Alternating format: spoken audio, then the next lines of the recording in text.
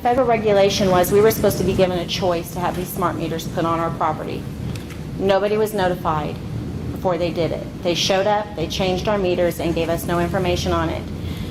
With these meters, it is known that they're supposed to look for more activity. Just to tell you, from the few of you whose bills I have looked at and that I have done the math on, I have seen increases from anywhere from 20% to 72% increases from last summer as far as kilowatt usage, not billing.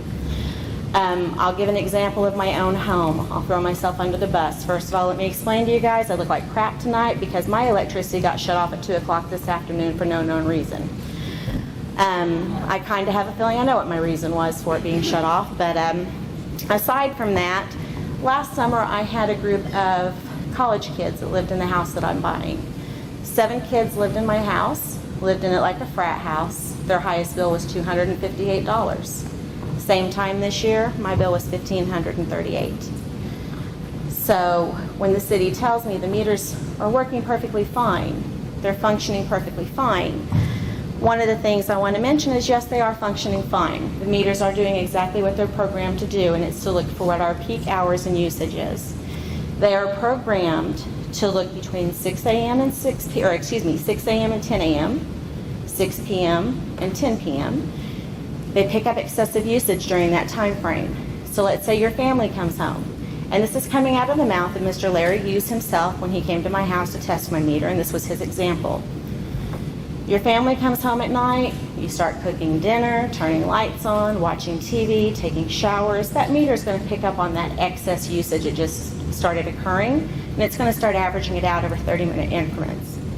At the end of the day, all that excessive usage that happened, no matter if it was a 15-minute time frame, 30-minute time frame, it averages that excessive usage out, and it tells them that's how much you used for the day. So not when you're gone all day and your lights are turned off and your air conditioner's turned up higher and nothing is running in your house except your refrigerator and your AC, it's looking for you to use more electricity. So when your bills are higher this year, it's not what they're charging you that's higher. It is actually the consumption rate that it is looking for, and then they're able to increase the amount that they're billing us for. Does that make sense? Okay. No. No.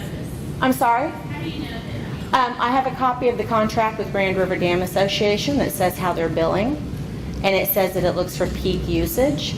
Is there documentation on that? There is. I have the contract that the city of Claremore, the city manager, signed with the Grand River Dam Association. In fact, there was a handout. Bear with me just a second. One of the handouts has a couple of pages. The very first thing on it, it says like base usage, and it will say, there's 3 columns. It says, you've got it right there. It says GRDA on the top of the paper. What the first page here is saying is that every resident, regardless, if let's say you flip your breaker box off in your house and you let it set for an entire month with no usage, they are going to bill a resident a total of $58.76 just to be a customer. That's with no power usage whatsoever in your house. The second page talks about how they configure what our actual bill is. It's capacity billing demand. That is where it states, and if you'll read on there, it says that they look for your highest 30-minute increments of usage. It averages it out. It also looks for 15-minute excessive increments of usage. So all those power flashes we're having during the day, and every appliance you have in your house that resets, if you have any smart appliances, I have Whirlpool all through my house, and I get so tired of hearing my appliances sing, I can't stand it. My refrigerators, we have 2 refrigerators. We're no longer using one, but from the fridge to the stove to my microwave, my washer, my dryer, they all chime every time they reboot. I hear it multiple times a day. Every time your lights flip back on, there's a surge of electricity that goes to each one of those light bulbs. They're charging you for that. It measures it out over 15 minutes, and they figured that's how much you're consuming in your 24-hour time frame. So it's not the true kilowatts that you're actually using throughout the day. It's the excessive usage that they are averaging out at the end of the day and configuring your bill based off of that. Okay, light bulb example. This was a very layman term of doing this. Let's say you have a chandelier with 10 light bulbs that are 100-watt bulbs, and you leave that light turned on constantly. It is one small, consistent flow of electricity that powers all 10 of those bulbs. Then you can have a lamp with one 100-watt bulb in it, flip that switch off and on over again. It's pulling more electricity each time because it takes additional electricity every time to turn that light on over and over and over again. Okay, is this better? Okay. Did anybody not hear that about the light bulb comparison? Okay. So what it does is instead of us having our steady stream of electric, like when the analog meters used to sit there and do their nice little slow spin throughout the day, and then you would turn your AC on, and all of a sudden it would spin a little bit faster, or you would all of a sudden go turn your dryer on, it would spin a little bit faster.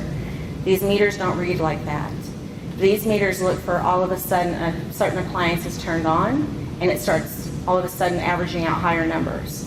It takes all those numbers and composes them together, and at the end of the day, all that usage is how they estimate what your bill is. So it's not a true usage bill. My understanding that, say you turn on your light, that it monitors it for the next 15 minutes. You It does. turn it on and then turn it back off. So Every time you have any electrical surge of any kind, whether it's city caused, whether you're turning an appliance off or on, a light off or on, it measures that usage in a 15-minute increment, unless it's considered during the peak hours of the day, and then it averages out for 30 minutes at a time. So then, say you go into the restroom, use the restroom, turn the light on, use the restroom, turn it off. And you may be in there for a minute, but it's going to... It's going to average it over 15 minutes anyway. Yes. I want to make sure. It doesn't get to shut stuff off, trying to keep your electric bill down, because they're still gonna do that anyway, so you're using the electricity. That actually is a battle I have with my kids over the past few weeks, kind of as an experiment. We have certain rooms that I have left lights on and said, do not touch these lights. I have left certain things on in rooms and said, do not turn these off. My usage is lower. My kilowatt hours are lower by not turning them off and on than it was by turning them off at the end of the day or whenever we leave.